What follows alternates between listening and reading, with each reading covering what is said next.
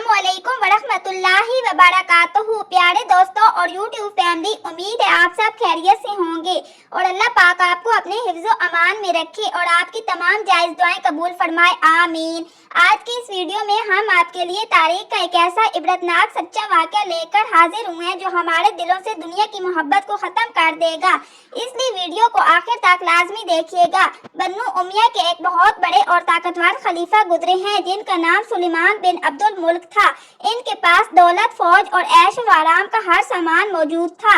एक बार वो हज के सफर पर गए तो मक्का मुकरमा में इनकी मुलाकात अपने वक्त के बहुत बड़े आलिम और बुजुर्ग हजरत अबू हाजिम रहमतुल्लाह से हुई। खलीफा ने इनसे पूछा कि ए अबू हाजिम, क्या वजह है, क्या हमें मौत से इतना डर क्यों लगता है? तो हजरत अबू हाजिम ने एक तारीखी और सच्चा जवाब दिया कि अमीर उल मोमिनीन, बात यह है कि आपने अपनी दुनिया को ख्वाब सजाया और आबाद किया है, जबकि अपनी आखिरत को बिल्कुल वीरान और बर्बाद किया है। अब जाहिर है कि कोई भी इंसान आबाद घर को छोड़कर वीरान और उजाड़ जगह पर जाना पसंद नहीं करता, इसलिए आपको मौत से डर लगता है। खलीफा ये जवाब सुनकर तड़प उठा और रोने लगा। फिर खलीफा ने पूछा कि जब हम अल्लाह के सामने हाजिर होंगे तो हमारा क्या हाल होगा? हजरत अबू हाजिम ने फरमाया कि जो नेकोकार है इसकी मिसाल ऐसी है जैसे कोई मुसाफिर अपने तवील सफर के बाद अपने प्यारे घर वालों की तरफ वापस लौट रहा हो, और जो गुनाहगार है इसका हाल ऐसा होगा जैसे कोई भागा हुआ गुलाम अपने गुसीले मालिक के सामने मार खाने के लिए दोबारा लाया जा रहा हो। ये बातें सुनकर खलीफा सुलेमान बिन अब्दुल मुल्क के दिल पर ऐसा असर हुआ कि इसने दुनिया की हकीकत को समझ लिया।